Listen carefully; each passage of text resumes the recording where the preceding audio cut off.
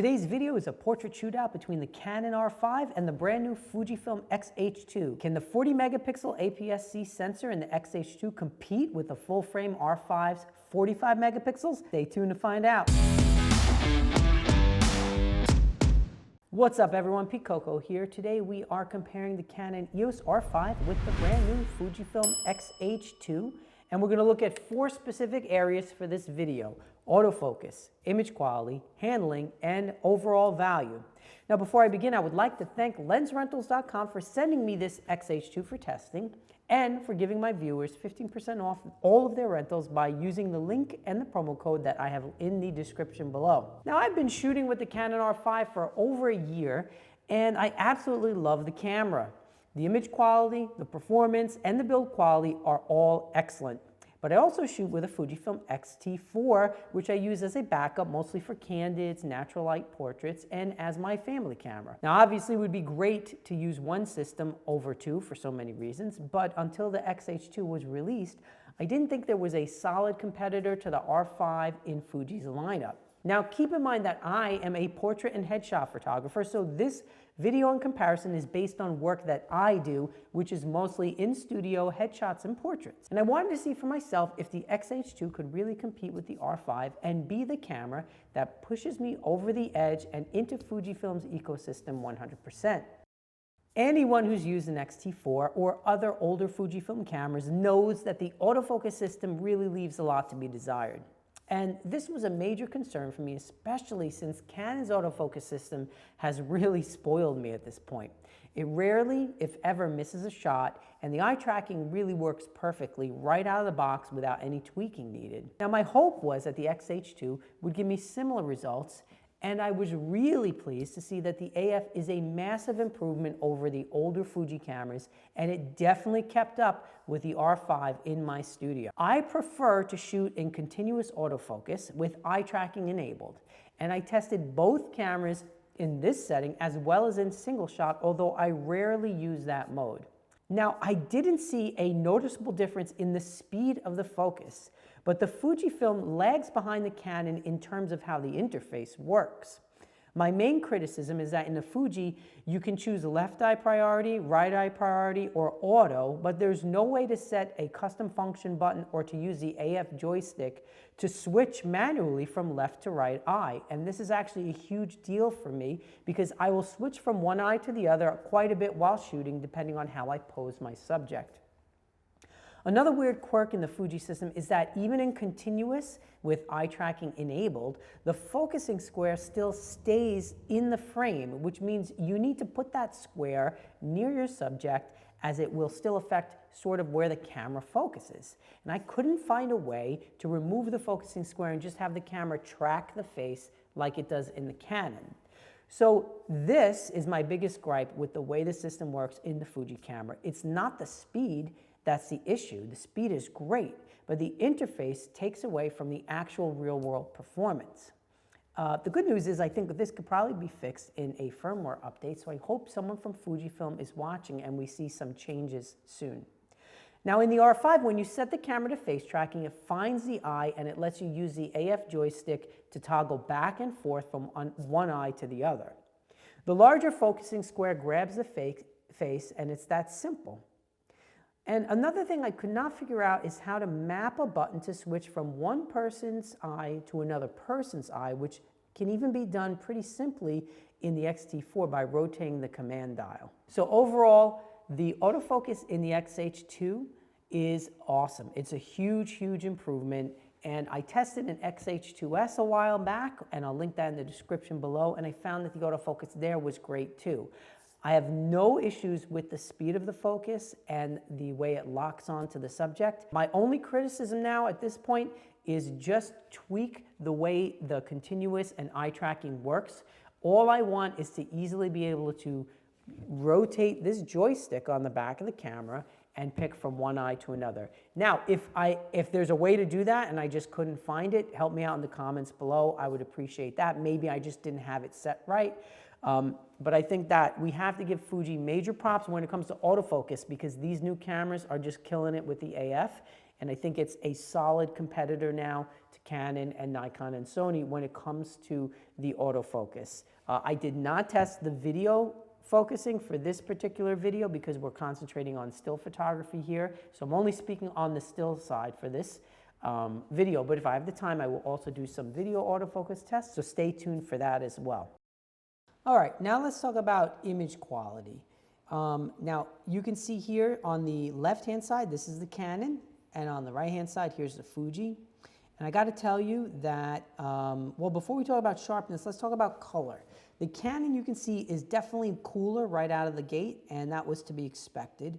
Canon tends towards the cooler and maybe a little bit greenish. The Fuji is definitely warmer.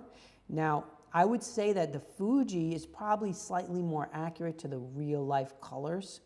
But personally, I like the coolness in the Canon image, just my personal preference. But I also have my R5 tweaked for my Westcott Peter Hurley Flex Kit that I use for headshots. So if I were to switch to the Fuji, I would just spend a little time getting it exactly where I want it. But the colors are really nice right out of the gate. Now this, some people are going to look at this and say, this is so much better, this looks wrong.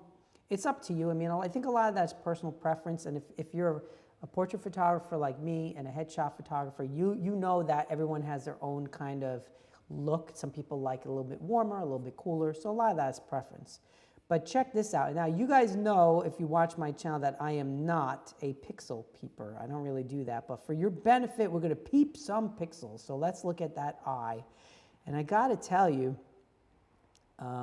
again, the Canon is on the left and the Fuji is on the right. Check out that detail. I mean, it's hard to see a difference. They're so close. And so I was really impressed by the Fuji. Now, I think the Canon probably edges it out ever so slightly, but like check out that single eyelash there, for instance. You can just see all the detail there. You can see all the detail in the eye, under the eye. It's super close. I mean, it's pretty cool. Check out that eyelash there, the eyebrow, I should say. You can see that detail in both. I mean, they both look incredible to me. I don't really see like where it's a huge difference. Maybe if you look down here, you can see a little more detail in the Canon.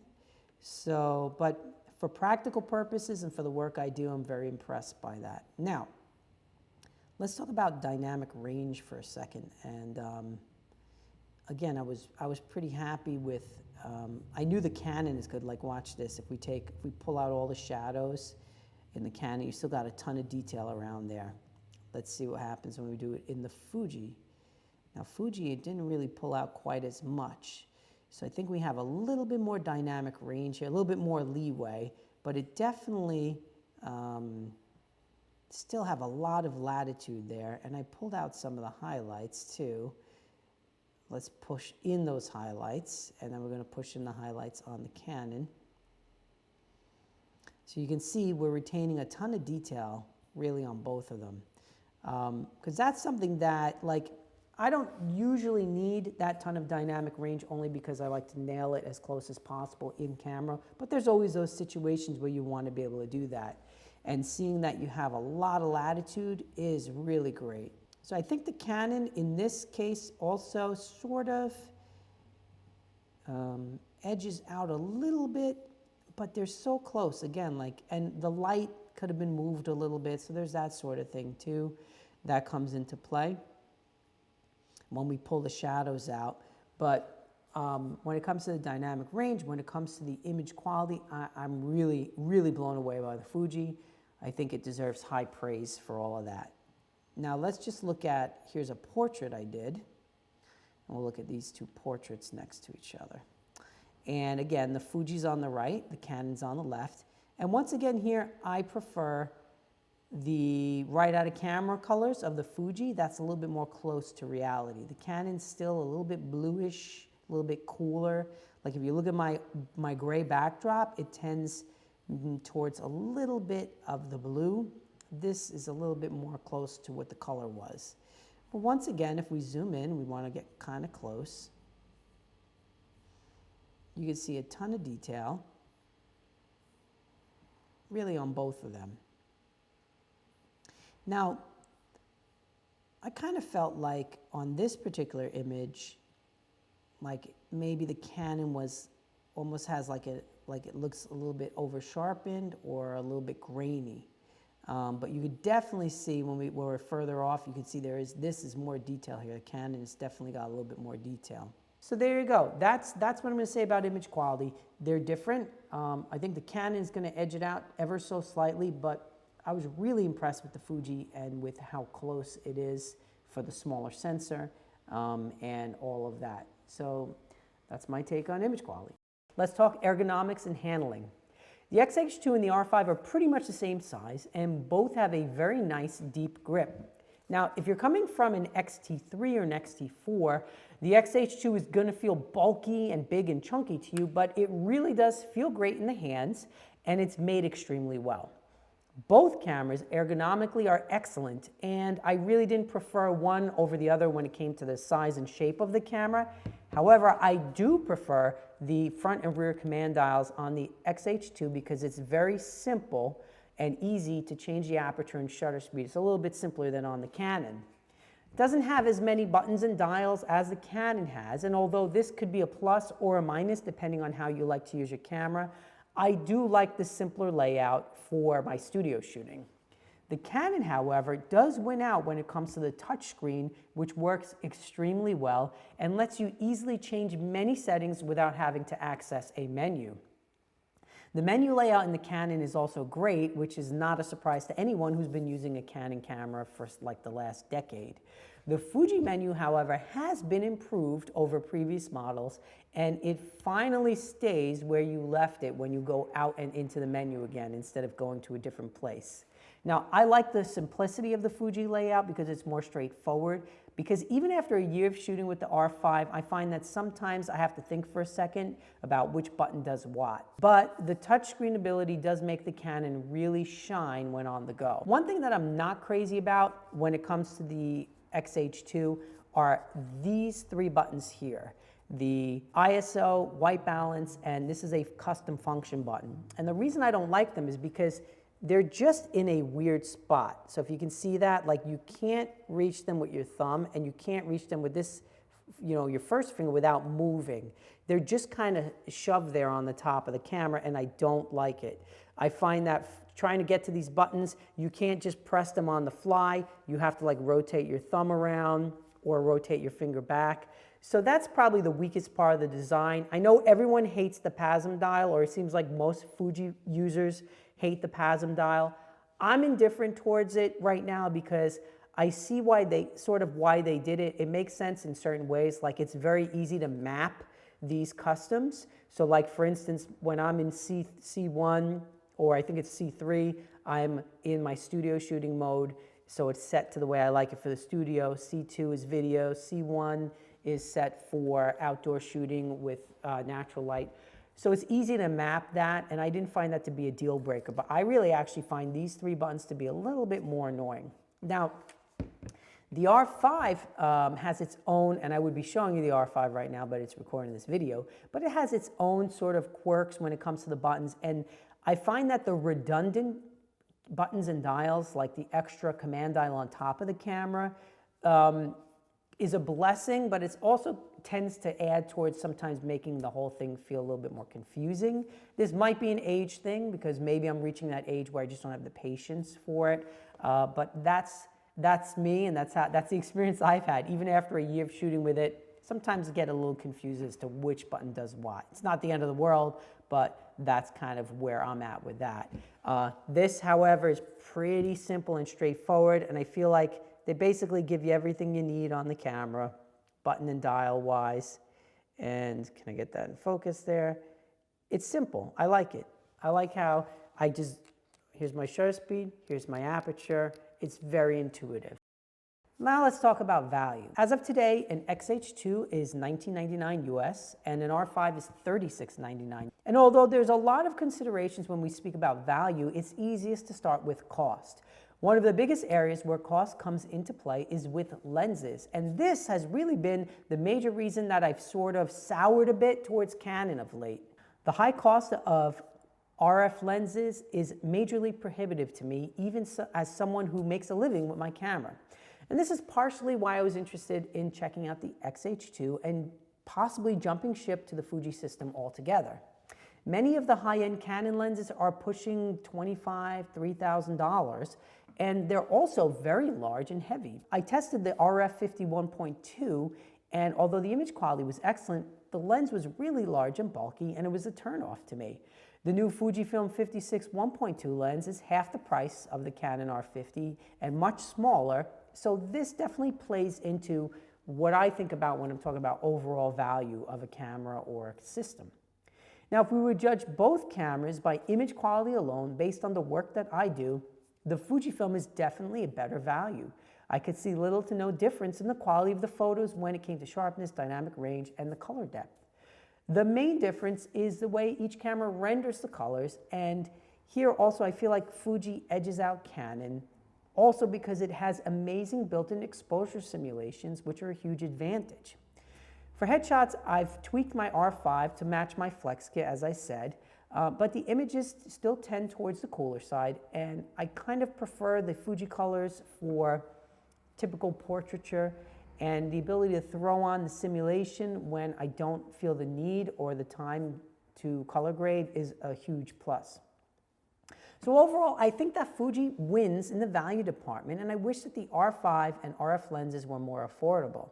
Now, add to this the fact that Canon has put the kibosh on some third-party lens makers, and the Fuji is a better value when it comes to the amount and the variety of lenses available for you from Fujifilm and from third-party companies, as well as what you get for the dollar. So when it comes to value, that means a different thing based on what work you're doing, what your budget is, and how you are already invested. For me, when I bought the R5, I was already invested in a lot of Canon gear, so it made sense for me value-wise. Now, it's hard to say that one camera is better than the other overall because both of them really have a lot to offer and are competitive in terms of the build quality, image quality, handling, and performance. As I mentioned already, the biggest complaint I have with the X-H2 is just the way the focusing system works, and I just wish it was simpler to pick the eye I want when I'm using the autofocus system. When I purchased my R5, I was already invested in the Canon system, so it made sense. And although I have not been at all disappointed in the R5, if I was not invested in any brand, I think at this point, buying it brand new, I'd probably go with the Fuji system over the Canon system and save a ton of money without sacrificing image quality. I was really impressed with the X-H2S, and now I'm really impressed with the X-H2 as well. So, am I going to sell all my Canon gear now? Well, I haven't decided just yet, mainly because of the time and energy involved in making that big switch and selling all my gear and then buying new gear. But I will say that I would be incredibly happy with this camera as my main studio workhorse.